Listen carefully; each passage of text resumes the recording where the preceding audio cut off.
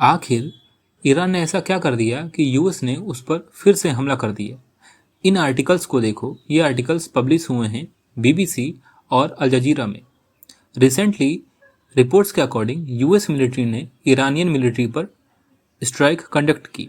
Washington का कहना है कि ये एक्शंस गल्फ रीजन में कॉमर्शियल शिपिंग और मैरीटाइम सिक्योरिटी को प्रोटेक्ट करने के लिए किए गए। इस स्ट्राइक से पहले स्ट्रेट ऑफ हॉर्मुज के आसपास सिक्योरिटी कंसर्न्स काफ़ी बढ़ गए थे। ये वाटरवे दुनिया का सबसे बड़ा ऑयल चेकपॉइंट माना जाता है, जहां से लगभग आधी दुनिया का ऑयल सप्लाई होता है। इन रिपोर्ट्स में यह भी कहना है कि ईरान और यूएस के बीच पहले से ही चल रहे टेंशंस नई स्ट्राइक से और ज़्यादा बढ़ जाएंगे। यूएस ऑफिशियल्स का पोजीशन यहाँ पर यह है कि वो चाहते हैं कि ईरान पीछे हट जाए, लेकिन ईरान अभी भी स्ट्रेट ऑफ हॉर्मुज में डटा हुआ है। और यूएस गवर्नमेंट का ये कहना है कि इंटरनेशनल शिपिंग को प्रोटेक्ट करने के लिए ये एक्शन लिया गया। स्ट्रेट ऑफ हॉर्मुज में अगर कॉमर्शियल शिप को थ्रेट होता है तो उसका डायरेक्ट इम्पैक्ट ग्लोबल ट्रेड और एनर्जी प्राइसेस पर पड़ सकता है। अमेरिका के लिए गल्फ रीजन स्ट्रेटजिक और भी इम्पोर्टेंस रखता है। वहाँ यूएस मिलिट्री बेसेस और नेवल प्रेजेंस मौजूद रहती हैं। Oil supply routes global economy के लिए काफ़ी क्रिटिकल माने जाते हैं।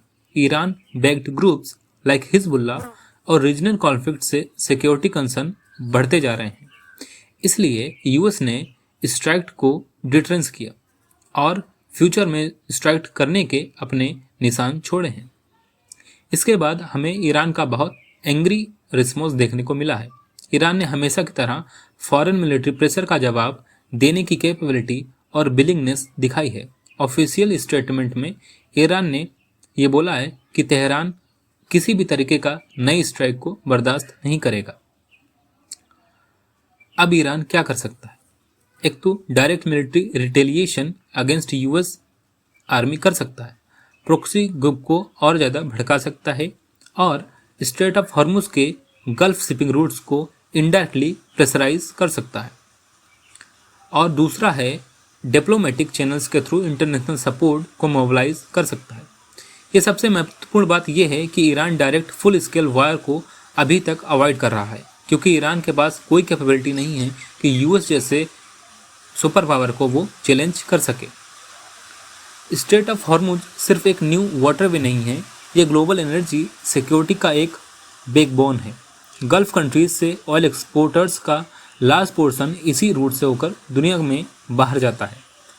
अगर यहाँ पर टेंशन बढ़ती है तो ऑयल प्राइसेस जंप कर जाएंगे, ग्लोबल इन्फ्लेशन प्रेशर बढ़ सकता है, शिपिंग इंश्योरेंस और ट्रांसपोर्ट कॉस्ट इंक्रीज हो जाएगी। ईरान, इंडिया, चाइना, यूरोप और जापान जैसे ऑयल इंपोर्टिंग कंट्रीज़ का इकोनॉमिक प्रेशर ज़्यादा बढ़ जाएगा। इसलिए यूएस ईरान कॉन्फ्लिक्ट का इम्पैक्ट सिर्फ मिडिल ईस्ट तक लिमिटेड नहीं रहेगा, बल्कि ये ग्लोबल मार्केट और एनर्जी सिक्योरिटी को डायरेक्टली अफेक्ट करेगा। अब हम बात करते हैं risk of wider regional conflict पर। सबसे बड़ा सवाल ये है कि सिचुएशन वाइडर वॉर की तरफ ना चली जाए। एक्सपर्ट का कहना है कि इमीडिएट फुल स्केल वॉर का कोई रिस्क अभी नहीं है, लेकिन इस तरीके की स्ट्राइक किसी भी कंट्री को भड़का सकती हैं। Potential flash points. US forces Iraq, Syria, Bahrain, Kuwait और कतर जैसे देशों में अभी भी अपने बेसेस बनाए हुए हैं, इसलिए उनका मिलिट्री रिस्पॉन्स काफ़ी देर नहीं लगाएगा। अगर फिर से स्ट्राइक कंटिन्यू होती हैं तो एक लिमिटेड मिलिट्री एक्सचेंज हमें देखने को इस रीजन में मिलेगा। अब हम बात करते हैं कि इस नई स्ट्राइक का इंडिया और ग्लोबल मार्केट पर क्या असर हुआ है।